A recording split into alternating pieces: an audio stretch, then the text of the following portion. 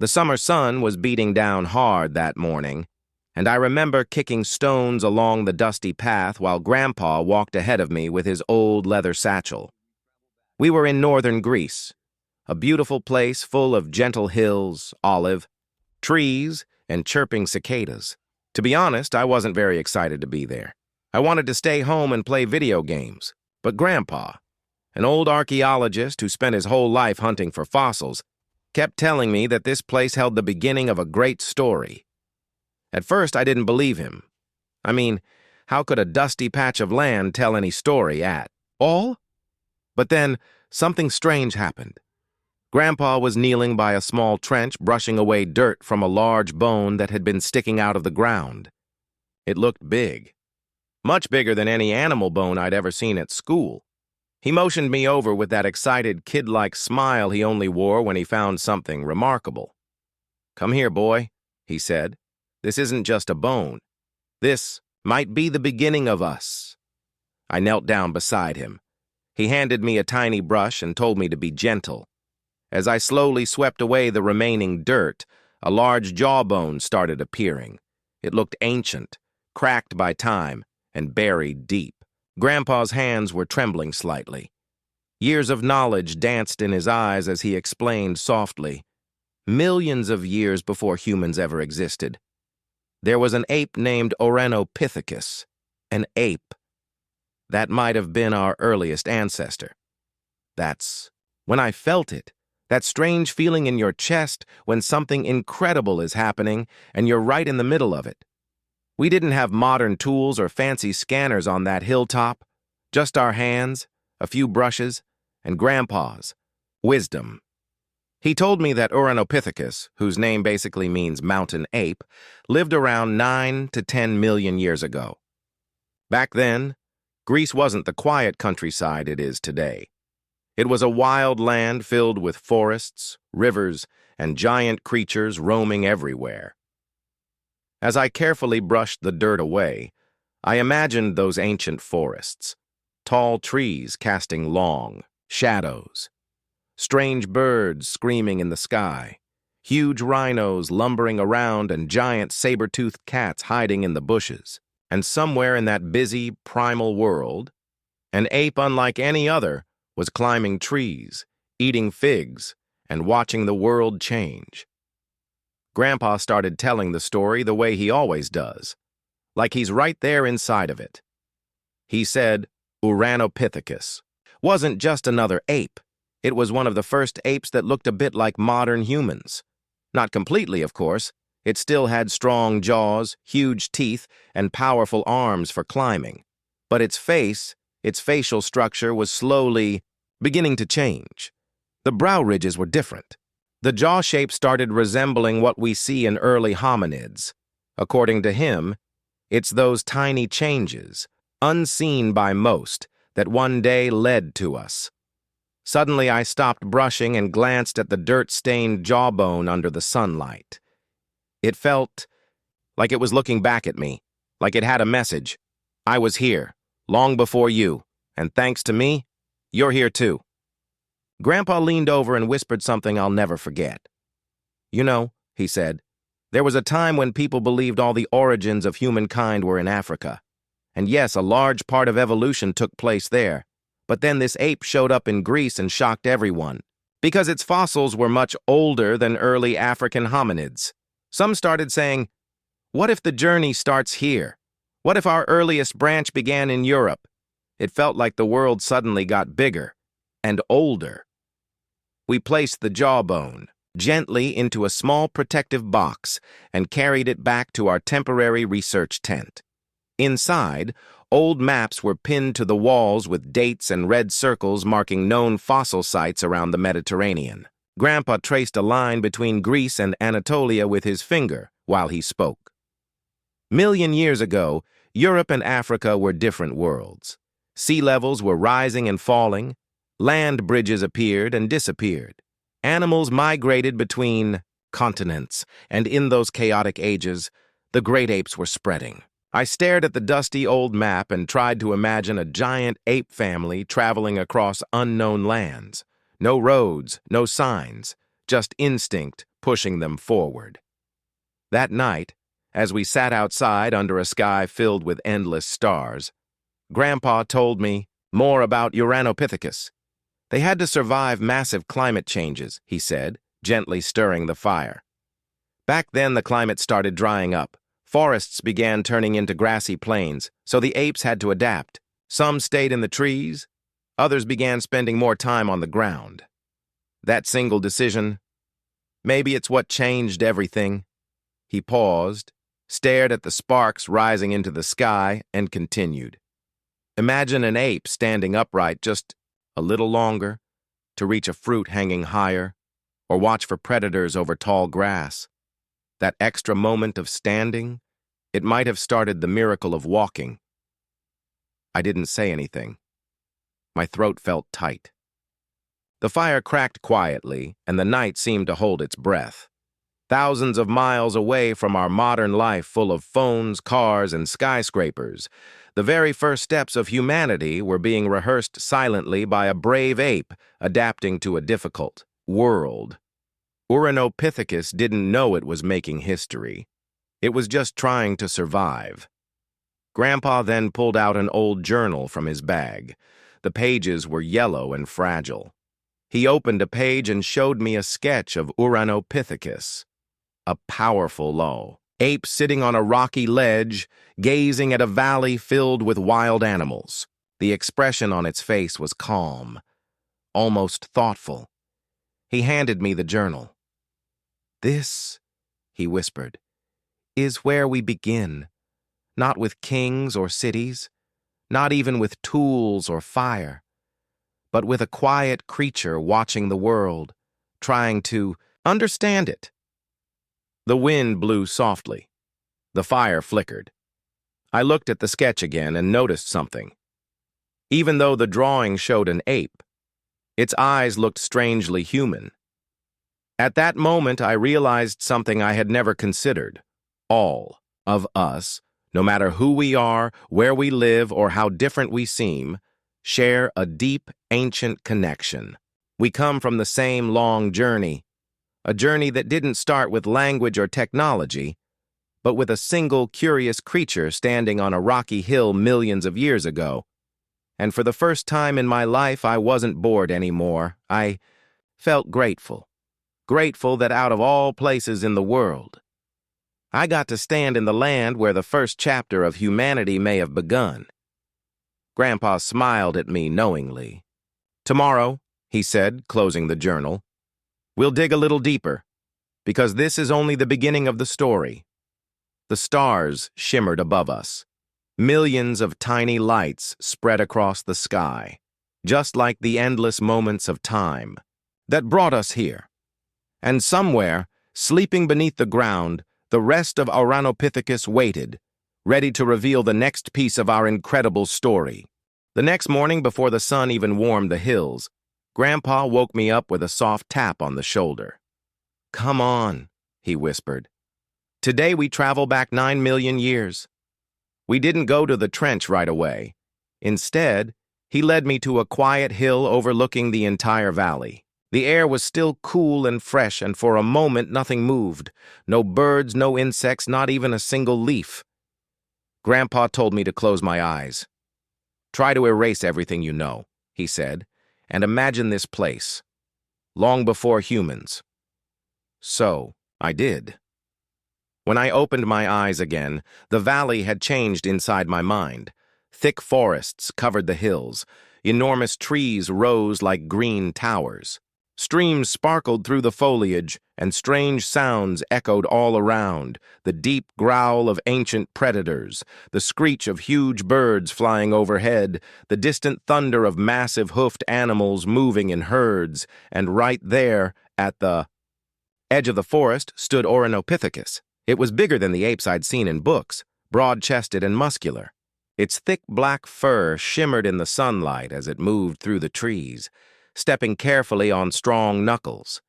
Its powerful jaw made it look like a tough warrior, but its eyes were full of something softer.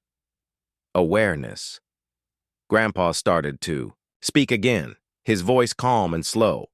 Scientists believe Organopithecus lived in these forested areas and fed on fruits, tough vegetation, and maybe even small animals. But it wasn't alone. This land was filled with creatures we can hardly imagine. He pulled out his notebook and started drawing again. As the pencil scratched over the paper, he described each creature. The chalicother, he murmured, a strange, horse-sized animal with long claws instead of hooves. It used those claws to pull down branches from tall trees, gentle, but terrifying if threatened. He sketched another figure. The amphision, also called the bear dog, huge, powerful, part dog, part bear, no mercy when it hunted. I swallowed as I imagined Organopithecus walking among such beasts, a small ape surrounded by giants and killers. But, Grandpa continued, the greatest challenge wasn't the predators, it was the changing world. He pointed far into the imaginary horizon. Look closely. The forests are starting to dry, rivers are shrinking, the air is getting warmer. Slowly, trees disappear, and grasslands begin to appear. I could almost see it happen. Leaves turning brown, water lines receding, trees dying one after another. Organopithecus had a choice, Grandpa said softly. Stay in the safety of the trees or step out onto the open land. For a moment, I felt scared for it. The open land meant danger. Giant hyenas, saber-toothed cats, massive rhinoceroses, predators everywhere. But then Grandpa smiled. Sometimes, he said, a step into danger becomes the first step into greatness. In my mind, I watched the ape move to the edge of the forest. It stopped, standing tall on two legs just for a moment, not like a human, but long enough to see beyond the trees. It was looking over the tall grass, scanning the unknown. Then it dropped back onto all fours and moved forward, leaving the forest behind. I took a deep breath. Somehow it felt like I was witnessing the first spark of courage in human history. Grandpa's sketch was finished. He handed me the notebook. On the page, I saw Organopithecus stepping into a golden grassy world, sunlight touching its back like a warm blessing. We finally walked back to our trench area. The field team had uncovered more bones during the night. A clavicle, a piece of a skull, some teeth. Grandpa crouched down and compared the teeth with illustrations in an old reference guide. These teeth, he said, pointing to the large molars, are designed to crush tough food, not just fruit. That's another clue. They were adapting to a new diet. Something harder, rougher, something found outside the forest. I nodded slowly. So, they were already changing? Yes, Grandpa smiled. Not suddenly. Tiny change by tiny change. But each one mattered. He then asked me to pass him the calipers. I measured the jawbone and recorded the numbers. The fact that I was touching something that belonged to a creature from 9 million years ago made me feel small, but also strangely proud. As the sun climbed higher, I sat under a shade tree while Grandpa examined the newly found skull fragment through a magnifying lens. I closed my eyes again and imagined more. I saw a family group of Organopithecus resting in the shade of a big tree. Babies clung to their mothers' backs. Adult males watched the surroundings carefully, always ready to warn the group of approaching danger. When a herd of massive horned rhinos moved nearby, the apes stayed still and silent. Once the giants passed, they slowly resumed searching for food. I imagined one young male, curious and bold, venturing a bit farther than the rest. Maybe he was exploring. Maybe he was hungry. But every step he took into that new, unfamiliar land was a step our ancestors would one day follow. That evening, back at the camp, Grandpa sat by the fire again. I asked him something that had been in my mind all day. Do you think Organopithecus ever felt scared? He looked at me with kind eyes. Of course. Fear is natural. But courage isn't the absence of fear. It's moving forward even when you are afraid. That's what that young ape did. And maybe, his voice softened, maybe that's what we still do. Every day. The wind blew gently through the trees. The grass around us swayed like a giant ocean of gold. We stared into the fire for a while, not saying anything. Then Grandpa opened his journal again and wrote one simple sentence. The journey begins with a brave step into the unknown. He handed me the pencil. Would you like to write the next sentence? He asked. I hesitated. The sky above us had turned purple, with the first stars appearing like tiny lamps in an endless hall. I thought about the young Uranopithecus stepping out of the forest, scared but determined. And then I wrote, and that step still echoes in our hearts today. Grandpa smiled proudly. He closed the journal and carefully placed it in his bag. That's enough for today, he said. Tomorrow, we'll uncover how this brave ape started changing not just its world, but its very body. The fire crackled again. The stars grew brighter. And somewhere deep in the earth beneath our feet, another fragment of the story waited patiently to be found. The sky was still dark when Grandpa gently shook my shoulder. Today, he whispered, we don't just study bones. We listen for thoughts. It sounded strange at first. How can you listen for thoughts in fossils? But as we walked down to the trench and the first light of dawn stretched across the valley, I understood what he meant. The body had already begun to change. Stronger legs, more balanced hips, hands starting to free themselves from climbing. But none of that would matter without something even more powerful. Curiosity. Grandpa unpacked a wooden crate and carefully lifted out a beautiful fossil, an Auranopithecus skull fragment. The brow ridge and jaw were heavy and primitive, but the cranium was slightly more rounded than the other apes of that time. He tapped the dome with a gloved finger. This, he said softly, is where it happened, the slow expansion of possibility. We set the fragment beneath a shaded canopy and I just stared at it, imagining that it once held a brain full of sensations, sounds, fears, and maybe even ideas. Grandpa opened his journal again to show me a passage from an old research paper. Cranial morphology suggests the potential for increased problem-solving capacity.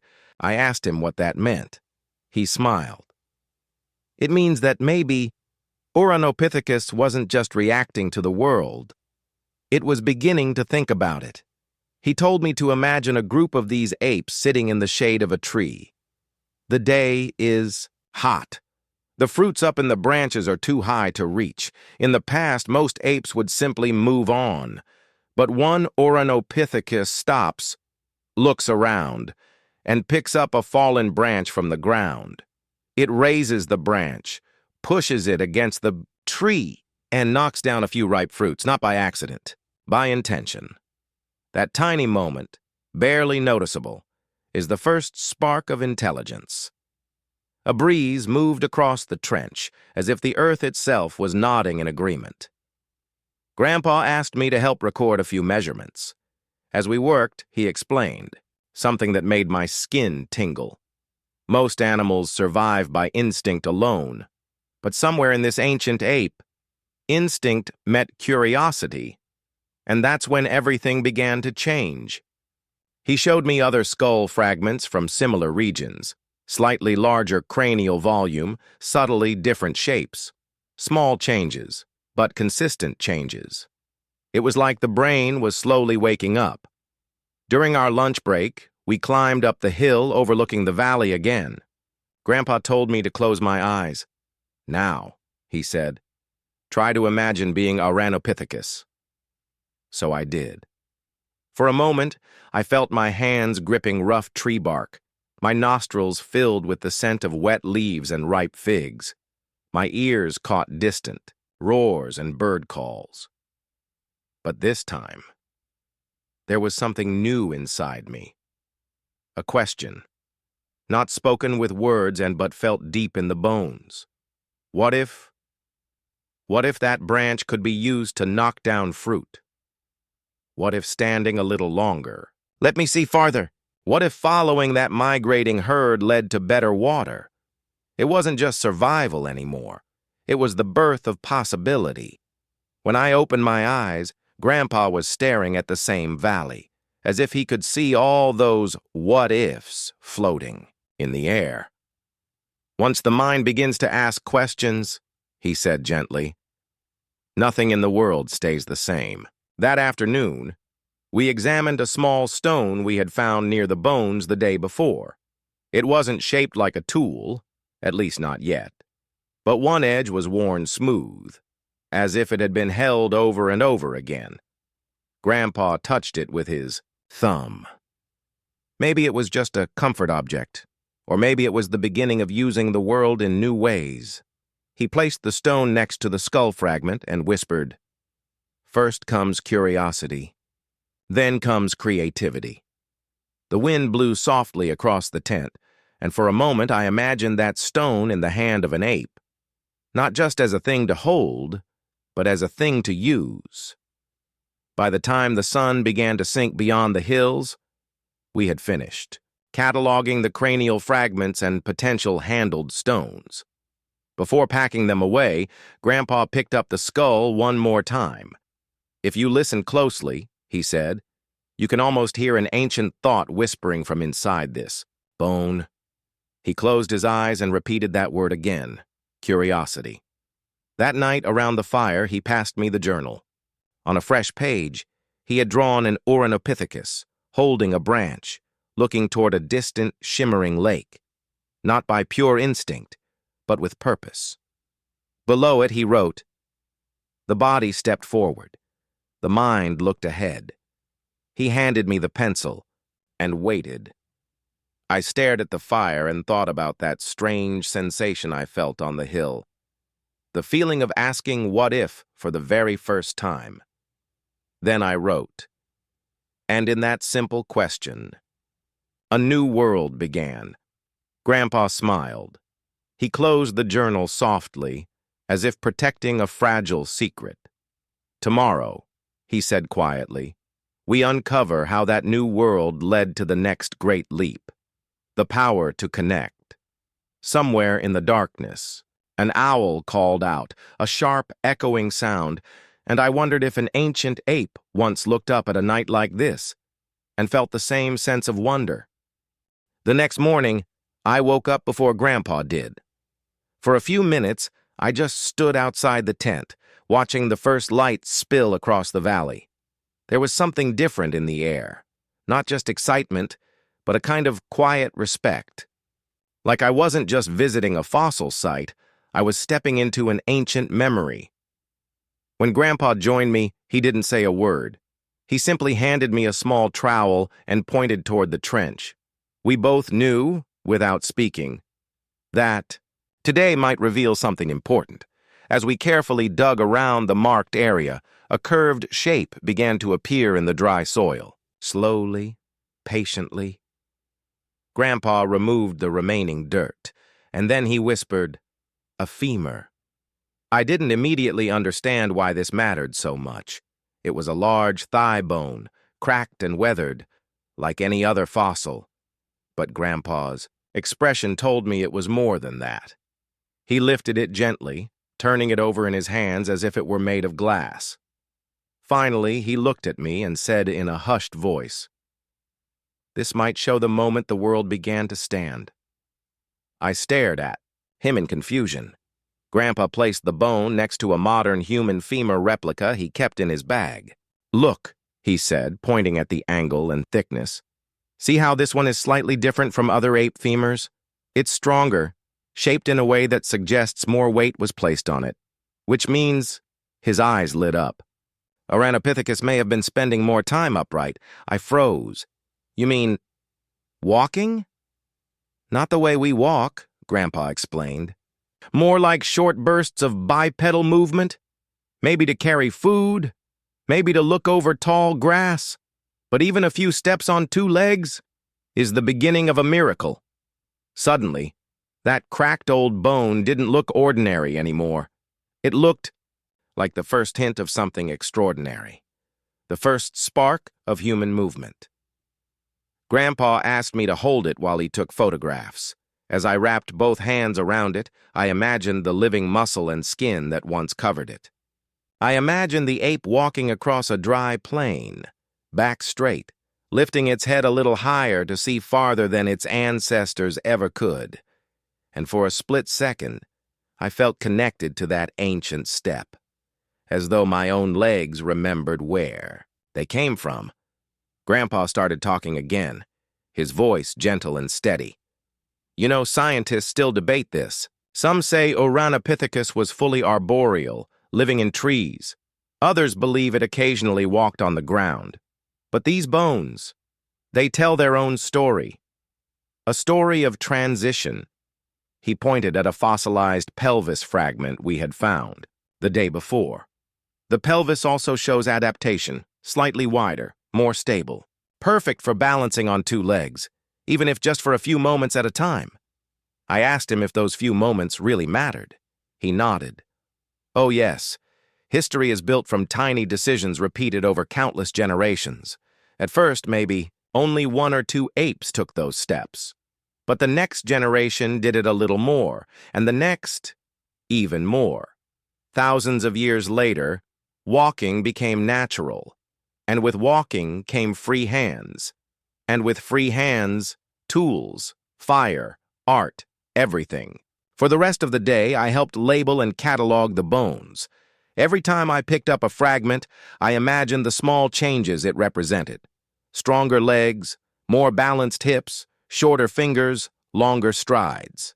At lunch, Grandpa pulled out another, old sketch. This one showed an Organopithecus holding a branch full of fruit, not with both hands while sitting in a tree, but standing upright, using one arm to carry the branch while the other hand picked fruit. It looked awkward, unsteady, but also incredibly brave. Evolution doesn't happen in perfect moments, Grandpa said. It's messy, clumsy, full of mistakes, but each mistake teaches something new. After lunch, he showed me a tooth fragment that belonged to another species, Gracopithecus. It was slightly different, even more similar to early hominins. Some believe Gracopithecus might be a direct descendant of Organopithecus, another step closer to us, another chapter of the story. I looked at the tiny tooth in his palm. It amazed me how something so small could carry such enormous meaning, a tiny shift in structure. And suddenly an entirely new species began to emerge. Before sunset, Grandpa and I placed all the collected bones in storage crates for safe transport to the field lab. As we closed the lids, he placed his hand on my shoulder. You're not just digging up bones, he said. You're listening to voices from a time so ancient most people can't even imagine it. But those voices, they shaped everything we are. The sun dipped behind the hills, sending long shadows across the trench. The air cooled, and the cicadas began their evening song. That night, by the fire, Grandpa handed me the journal again. He had drawn Organopithecus taking its first uncertain steps on two legs, surrounded by an endless landscape. Below the sketch, he had written, "The struggle to survive became the seed of transformation." He looked at me and asked, "Would you like to add the next line?" I swallowed hard, thinking about the femur in my hands, the tooth, the pelvis, all whispering their ancient truths. Then I wrote, "And every step forward carried a little more hope." Grandpa smiled. He closed the journal and leaned back, watching the stars slowly appear. "Tomorrow," he said softly, "we'll uncover how those first steps began to change the mind, not just the body." And as I looked into the vast night sky, I wondered, maybe somewhere up there, in the quiet space between the stars, the memory of those first steps still shines, reminding us just how far we've come. The next morning was unusually quiet. Even the cicadas seemed to hold their breath as Grandpa and I stepped out of the tent. The air felt heavier, like something important was waiting just below the surface of the earth. We've seen how the body changed, Grandpa said while packing his field tools, and how the mind began to awaken. But this part of the journey is about the heart. I didn't understand what he meant until we walked toward a different dig site, a place where several Organopithecus fossils had been found together, all within the same small area, bones positioned closely, almost gently, as if they belonged to the same small group. Grandpa crouched beside them and spoke in a soft voice. Most predators die alone, but social animals, they leave signs of connection. He pointed at the skeletons, one large, one smaller, and another even smaller. Perhaps a male, a female, and a juvenile. I knelt beside him, trying to imagine them not as bones, but as a small family moving through the forest together, eating, resting, watching each other's backs. Scientists have always wondered when the first deep social bonds began, he continued. Not just instinct-driven herds, but relationships based on trust, protection, and care. He lifted up a rib bone fragment with a healed fracture. Look at this. It broke during the animal's life, and it healed. That means the injured ape survived long enough to recover. He gently laid the rib back in place.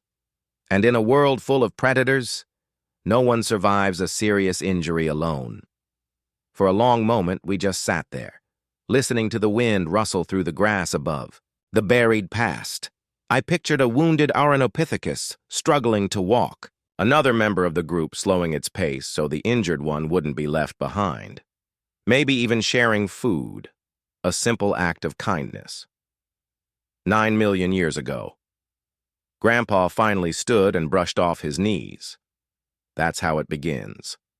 1. Small act of care.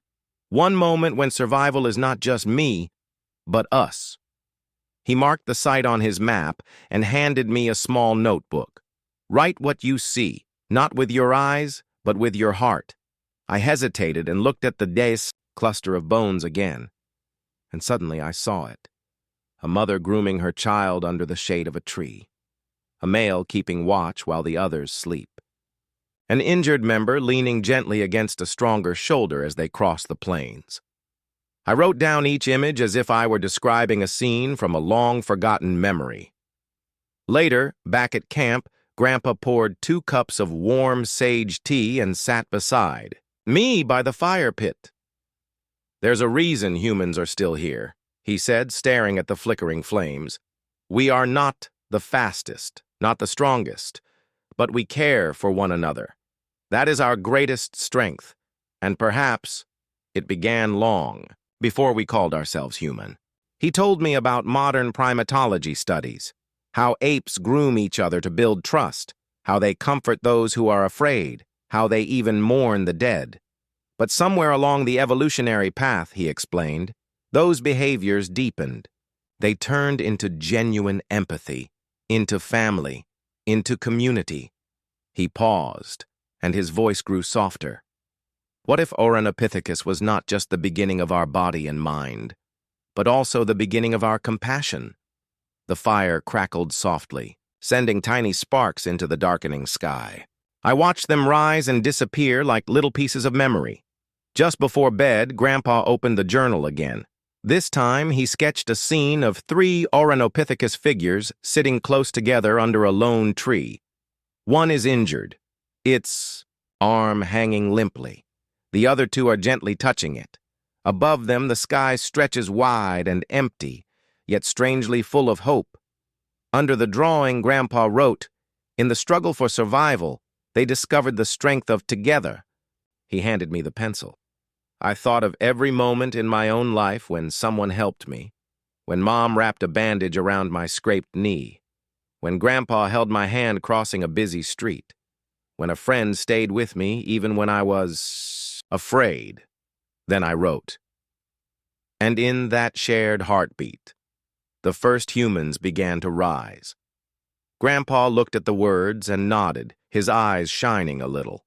He closed the journal and whispered, "Tomorrow, we uncover how these early bonds led to something even more powerful, the birth of communication."